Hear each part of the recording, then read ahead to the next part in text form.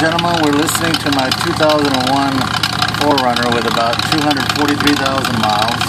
I just picked up one of the little stethoscope things at Harbor Freight, and what I know is this: if I touch it here, I definitely can hear all the little individual sounds that clicking sound is making. About the same there, and almost nothing there. Nothing there. If I go anywhere else, like the exhaust, I don't pick up on anything. It's definitely coming from this spot. What this vehicle endured recently was climbing a couple of mountain ranges, the West Texas, Sierra Madre, and finally the Rockies.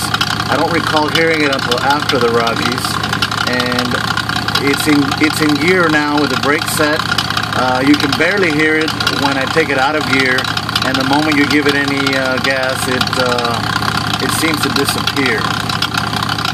So I was wondering if that's a doomsday type of sound we're hearing, or something that's not a huge repair or what. But anyway, any feedback would be appreciated.